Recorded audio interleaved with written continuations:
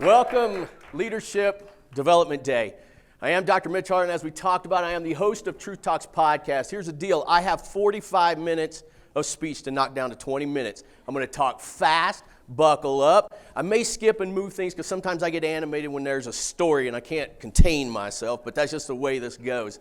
One of the things about Truth Talks, I got to tell you a little bit about how it started. How it started is that 27 years ago, I started in practice. 1 year after I started in practice, I was averaging 100 patients a day. Most people think, wow, that's a busy office, and they're right. It's a damn busy office, right? At 100 patients a day, though, a couple things start to happen. You start to talk to a whole lot of people. When you're talking to a whole lot of people, you hear a whole lot of stories. And one of the things that I started to notice about these stories was that there was a lot of people coming to see me for physical pain, but there was another whole new chapter of emotional pain that people were starting to come to me for. What I started to notice is whenever somebody would come in with physical pain, they would tell me a story. It could have been a divorce, death in the family, could have been whatever it was. And what I found is if I shared that story with somebody else that was going through something similar, it was life-altering for them. And so I said, wait a minute, I think we're on to something. So I started a 26-year journey of writing these stories, documenting, traveling the country to get the best stories I possibly could. So what I'm going to do now is we're going to go into how I take leadership and I bring stories out to really fundamentally understand what leadership looks like. So one of my famous quotes that I did, and yes, it's famous because I came up with it, it's called, there are 8 seconds in every conversation that has the potential to change your life. That's how powerful conversation is. Another one of the ones I come up with is called experiential knowledge. Experience is one of those things that will really help further your career, further your leadership, everything. Everything's easier done the second time. So one of the things that I'm going to do is I'm going to take all this experience and I'm going to bring out some stories of people that we've actually had on our podcast. And this is where it's going to get fun. The first one I'm going to talk about is integrity. Integrity to me equals trust. And what happens is we had a guy by the name of Chad Williams on our show. Chad Williams is a U.S. Navy SEAL. There's not a bigger badass on the planet than Navy SEALs. None. Except one. I'm going to bring him up a little bit later. So what happens with Chad Williams, the coolest thing we ever did, when he come on the show, he was telling his story, and his story really went to integrity and then leadership ultimately with the Navy SEALs. And here was his story in a nutshell. He's a self-proclaimed loser. That's what he said. I did not say that because he's a Navy SEAL. He said, I'm a self-proclaimed loser, right? And here's his story. He's in the parking lot of this college that he really wasn't taking any classes. He wasn't doing any good. He's about to fail out. He decides to put his car in reverse and leave, and he goes back home, goes to his dad and says, Dad, you know what? School's not for me. I'm going to be a U.S. Navy SEAL.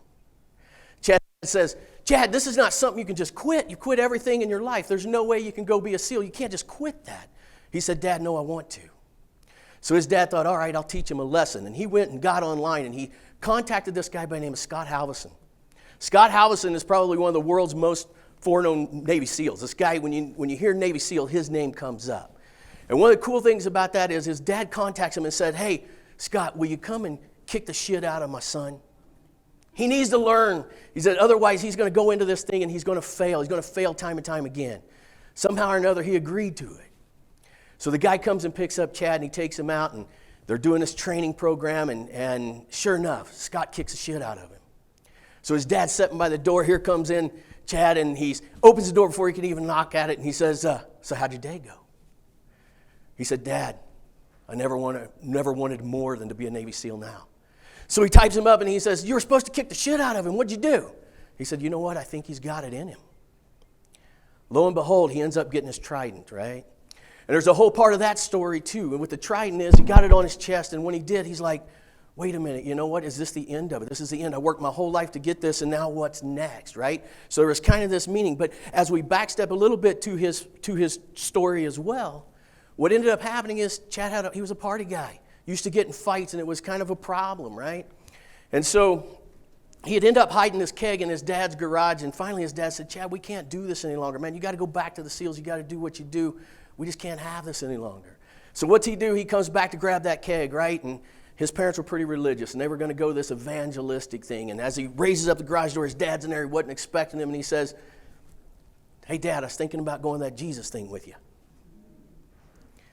He says, Chad, are you really? Are you really? And he says, yeah, no, we really are. And he even talks to his girlfriend. He says, listen, we got to go do this Jesus thing, then we're going to get the cake. He goes into this evangelistic church, and they're talking about this thing. And this pastor ends up talking about this thing called Neiman.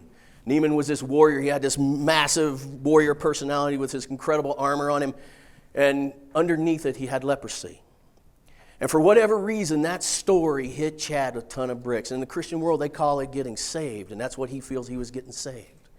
And he ended up writing the book, Seal of God. You got to read this book. It's one of the most amazing books. It'll change your life. But the crazy thing about it is, that moment, that day, he started living a life of integrity. And with that integrity, he goes back to the teams, and he ends up becoming one of the craziest leaders in the world, one of the best leaders in the world. And when you talk about leading a Navy SEAL team, it doesn't get any more crazy than that. Ability to delegate. These things that I'm going through with integrity and these next few slides that we're going to go down, these are things that I actually searched for on Google to find out what leadership really means. I'm not a big 1 to 5 guy, top 10 things. That's just not me. I live by the seat of my pants if you can't already tell. But the ability to delegate, that is really trust they can handle, do the job, right? So I'm going to bring up another guy, one of my favorite guys as well. His name is Mark Geist. You guys might know him from the movie 13 Hours in Benghazi. Mark is the guy who's got his arm blown off and he's still sitting there shooting a gun, right? But here's the crazy part of his story when we talk about delegating, which everyone does when they're talking about leadership. What Mark Geist does is he's on kind of a separate mission, and these insurgents are coming over here to the consulate or to the annex, and he's over at the consulate. They're over in a firefight. Nothing bugs these guys more than not being with their friends. They want to be in the fight. They're always in the fight, right? Same thing in leadership. When you're going to do some project, you're in the fight, right? So this is all going on, and he's really bummed. But here's what he did. He says, you know what? I need to delegate. So he starts delegating everybody there in the annex because he knew that once this firefight was done, they were coming over for him. So he starts getting all the ammunition, all the guns and everything ready to go. And when these guys finally fought their way back to him, he had already delegated that mission. That's what you call true leadership right there. That guy had it ready, and he was ready to go before they needed him. Communication. There's never an excuse for communication. Have I said these are my favorite stories? I've already said that twice because here's my other favorite story, right? This is Jerry Coffey, Captain Jerry Coffey. We did Jerry Coffey's podcast on here. He's in his 80s, and his health is getting pretty poor. This guy is an absolute true legend as a POW. He was shot down in Vietnam. He spent 7 years and a few days laying on a concrete slab on his belly with his feet shackled behind him, hands shackled behind him, every night for 7 years and 8 days, I believe. And here's the thing. I kind of pissed off some Navy SEALs because I'd already done Chad Williams. And then when I get over here to Jerry Coffey, I'm like, wait a minute, Hell Week doesn't seem so bad any longer. And I always hope none of them guys hear me do that talk because I'm always scared they're gonna bring that up. Here's the thing about Jerry Coffey, though, that makes him so freaking amazing. This guy gets shot down, his arm is shattered, he's got problems everywhere else, obviously from being ejected from his aircraft.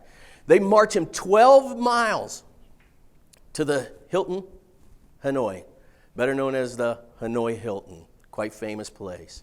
They beat him, they tortured him. Every time the door shut, he never knew if he was going to be alive again, and that went on again for 7 years. So here's what happens when you're in the Hanoi Hilton, which I don't ever think anybody should ever want to go there. What happens is he gets lonely, right? He doesn't get any communication with anybody. They separate him. They try and get all their information from him. They take everything that you possibly could ever love, and they take that away from you. That's the punishment that they do to give up information. So poor Jerry Coffey, he's sitting in there, and here's what this man does. When you're talking about, again, leadership, and you got to learn something about communication, here's what this cat did. He started a tap code where they did kind of a Morse code. And that's how they communicated between, because if they tried to yell out to another prisoner of war, which he never got to see, they would be punished even more severely. He does this tap coding, right? And here's the craziest part. If you don't think you can learn to communicate with somebody, let me tell you how he did this. He developed that tap code without ever seeing these people. And they learned how to communicate through the walls. Self-awareness. Got to know your limits, right? This is anybody who's leading anything. You got to know your limits. This brings up another podcast favorite of mine is Gary Scott. This guy's actually been a friend of mine for about 30 years. He was the, at one time, world record holder of the fastest ascent and descent of Mount McKinley. Gary Scott tells his story when he's in Everest, and here's the story. He's getting within about 60 yards of the summit of Mount Everest. And here's what he described. He would take a step, and he would go 7 times, and then he would take another step. He's 60 yards from the summit. And he sees that summit, and he wants to do it so bad because he's also doing it without oxygen. That's another badass, really, if you really want to know what that's like. He sees it 60 yards from the summit, and he says, you know what? We have to turn back. He says, I know we can make the summit. However, we're not going to have enough juice to get home. And he knew that if he'd summited that for his own personal gain, he was going to kill himself and his Sherpa. 60 yards, he turned around, and he went home. They lived to fight another day. Part of how I bring that kind of back to leadership is, you know what? A lot of times when you're leading people, sometimes people want to be the leader so bad they're willing to risk everything involved, and you don't get to fight the next day. Gratitude. One thing about being a leader is gratitude. Leaders got to have gratitude. That's just the easiest thing. Just be thankful all the time, and you'll watch how your life magnifies. This guy right here, this is Randy Longshot Clark. When you talk about leaders, some of these other guys that we've mentioned, and we've done a lot of celebrities, these are famous people. Randy's not famous. Here's what happened in Randy's story. He got out of the military. He was having a 6-digit job, right? 2 6-digit jobs. He had cars. He had houses. He had everything. Problem is, he started using drugs and alcohol as a way for him to kind of cope with life, cope with the stresses of life. Well, that drug and alcohol grabbed him, and for 17 years, this man was literally living on the street, eating out of trash cans. And here's what kind of changed his mind at the end. His brother gave him $40, and he says, Randy, don't call me again. During the podcast, he says, Mitch, you want to know something? He goes, let me tell you something. He goes, when no one ever on the planet needs you for anything, it's the most loneliest place you'll ever find yourself. He decides right then and there that he's going to make a change. He's going to actually get a hold of this coordinator that he had failed many, many, many times. And he calls him up, and he says, Randy, you know what? He goes, I think you're ready this time. He says, I'm going to take a long shot on you. So Randy goes in, he gets in the program, and he starts doing well. They get him involved in some children's ministry, some other stuff through this church program, and so on and so forth. He starts building this confidence. And one of the things that he talks about is trading currency for character. All along, he was always about the currency, but now he's about the character. As soon as he changed his character, everything started to come around. He started to make money again. He got a new job. And here's the thing. He has now led thousands of people on their journey of sobriety. How crazy is that? A guy that's living in the gutter, eating out of a trash can, is now somebody that we would all revere as one of the greatest leaders. He's led thousands to recovery. Here's the thing about influence. Influence, when you're a leader, you got to be influential. Nobody wants to listen to you if you don't have any influence. Influence can be earned. This one is kind of a really interesting slide to me. This lady right here on the left, she is actually my office manager. And she had always taken care of my office. It's a big office. It's a busy office that we talked about. She's responsible for a lot of money that runs through there. One of the things that happens, though, is she was just the office manager. And that's kind of all how she had always felt. And in this picture right here, she weighs 200 pounds. In the picture to the right that you see, she's now at 140 pounds. She's half the person, twice the personality. She was an amazing woman, don't get me wrong, but here's the story, and here's when we talk leadership. She had failed at weight loss so many times. She goes home. I'd run a podcast called Hitch Fit, the #1 online podcast or online body transformation system in the world. We ran that. She watched that podcast. Of course, she knows me. She's my office manager. And she says, you know what? I think I want to do that. She ends up going home to her husband, and she says, you know what? I'm going to do it this time. I really think this is the program. And what her husband did is he led. He says, you know what? I know you failed a million times, but I still got your back. He loved her at 200 pounds, and I want to promise you that. And he certainly loves her as much at 140 pounds. I promise you that as well. They went through a 12-week transformation. This is a 12-week transformation, and both of them did it. She lost, I don't know, close to 60 pounds, and he was down almost 30-some pounds as well. We talk about how their relationship changed, about how much better they feel, about how much it is easier for them to communicate with people. And then how does she become a person of influence? Well, when we run her podcast, hundreds of people signed up for Hitch Fit. And they were sending her messages of, oh my God, you're so inspirational. I can't believe this. You're a huge influence in my life. But it didn't stop there. She got to see it in real life because, again, when you're seeing 100 patients a day, I only work 4 days a week. I'm lazy. 400 patients a day walking through the office, and they're all like, oh, my God, girl, what did you do? How did you do it? Now, in my office, sitting in my office in North, there's all kinds of stuff. I'm a maniac. We did some movie stuff. We've done book stuff. It's crazy. I can't stop doing what I do because I love it so much. But there's been a lot of famous people walk through there. And what is funny about it is she would always look at those people, and I could see the admiration of the influence in her. And for the first time, she's getting it herself. And then she starts to build this confidence. She's starting to talk about people, about how the diet goes, literally about what she did, how she spent the time, and even doing quotes. And one of the quotes I say that she did, and this is one of the most passionate and entertaining quotes I've ever heard. This is something you absolutely need to hear. She said, what happens if I don't quit this time? That quote was put on this board that she put down in her gym, and for the first time, she didn't quit. That's called a power of influence. Empathy. Empathy, there's always something worse right here. God, I'm stressing out over this 4 minutes, Greg. Here's the thing. I got a little bit more to do, and I'm just not going to stop. They're going to have to kick me off. They're going to drag me off. Empathy. Empathy is one of those things where when you start documenting a ton of stories like I do, the thing about empathy is you get to learn all about other people. So how do I bring that into leadership? Here's how I would talk about that with leadership.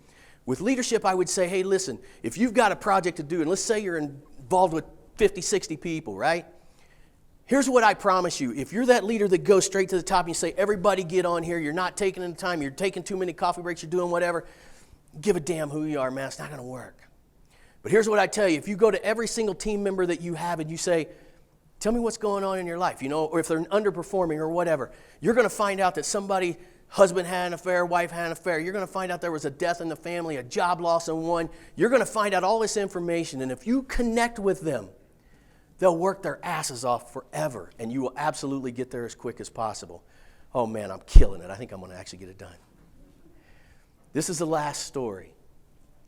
And this story is my favorite because this is my wife right here in front of you, right? She's strikingly beautiful, and I always say if you get a chance to marry a beautiful woman, do it. Right? I mean, it's not a lie. So I got to tell you guys this because this is one of my favorite stories of all time, and I saved it to the end because it's a little bit about me. So we get offered to come out on this yacht party, a lot of very wealthy people, and we're talking stupid money. We're talking billions of dollars. They invite me out there because there's some things that they want to have me do and potentially do a lot of work with these guys. So here's the thing. I'm from Missouri originally, right? So we get the email and they say, here's what you got to wear. This is a billionaire deal. How you got to act. And obviously they didn't know me because I'm like, all right, that's not going to work. But they say you got to wear upscale nautical. Okay, in Missouri, we don't know what the hell upscale nautical is. Upscale nautical in Missouri is like you're going to the Lake of the Ozarks. It's like get your best pair of camo pants and press them, right? That's upscale nautical. Sure shit, here I am on the boat in my linens and my pastel shirt and boat shoes. That's a real thing. Maybe some of you know what it is. I didn't know, but yeah, I was actually wearing boat shoes, right? We go in this thing, it's pretty intimidating. Here's the thing, man, I'm not intimidated by anyone, and I'll tell you why I'm not intimidated by anyone. Every single person that I know, billionaires, millionaires, celebrities, everyone I know, they all got problems, man. They all got problems. They're all the same. It's just whatever you tell your story, right? That's the way it goes. Here's the thing. We get out there and we get on this boat, and there's one guy I really know pretty well on the boat. That's what it is. It's a yacht. I call it a boat. That's what we call them in Missouri. It floats on water. It's a boat. It's a yacht. This thing is monstrosity, tons of millions of dollars. We get out on this yacht. I got my buddy with me, John, and we're up there, and I'm getting ready to start, the whole communication with all the big boys and so on and so forth. And we're sitting at the bar. Not like what's unusual, but my wife and I were at the bar.